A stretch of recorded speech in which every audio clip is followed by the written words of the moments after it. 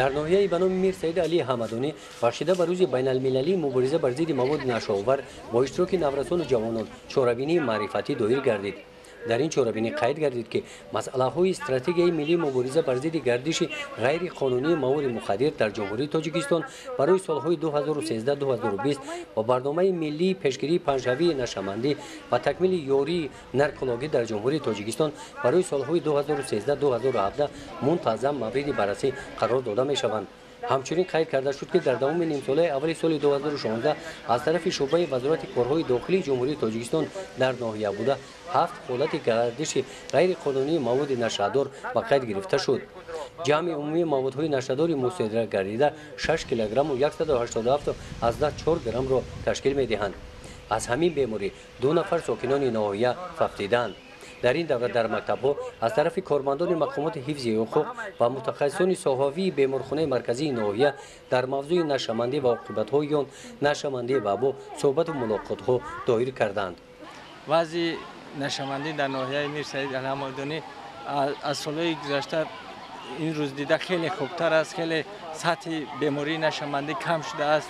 در اتاق بیماری ما این زمان 22 نفر بیماری نشه‌مند در قید دیسپنسری می باشد که با آنها ما توابط‌های امبولاتوری صحبت‌ها درباره ضرر نشه و توابط‌های استاتیانی به بیمارخانه‌های جمهوری و منطقه‌ای روان می‌کنیم.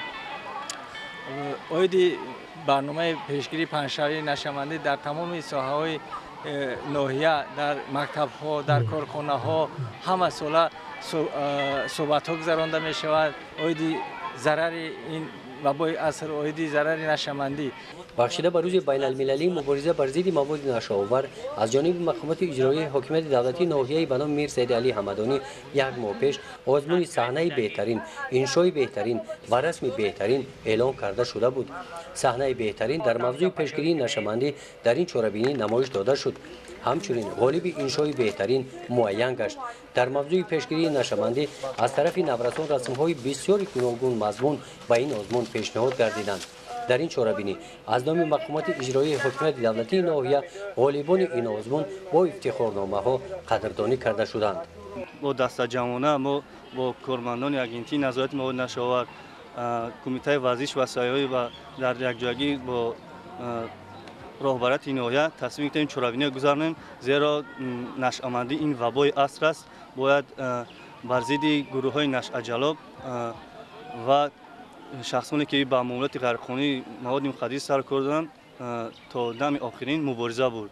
با مقصد پیشگیری حادثه‌های نشه‌مندی رو آوردن جوانان به طرز حیات سالم، ورزش و تشکیل مسابقه‌های ورزشی دوام 6 ماه اول سال 2016 در ناحیه 58 چاره‌بینی‌های ورزشی گذرانیده شدند.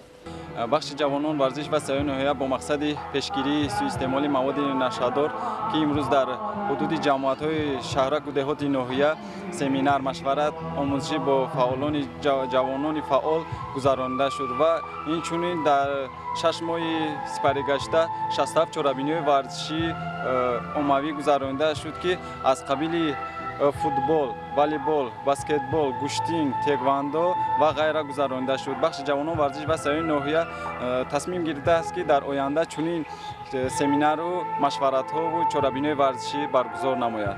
نشه‌مندی چیست؟ در این چاره‌بینی در موضوع نشه‌مندی و عاقبت آن بین اشتراکیان سوال و جواب شوق‌آور گذشت. طوری از سوال جواب‌ها عیان گردید عاید این ظهورات نامطلوب و عاقبت‌های آن در روزگار عائله، جامعه و دولت نورسان آگاهی دارند. چاره‌بینی با برنامه کنسرتی به انجام رسید. گزارش خواجه نظریف خدای نظر ظهورов از ناحیه به نام میر سید علی حمدانی برای برنامه اطلاعاتی نوید.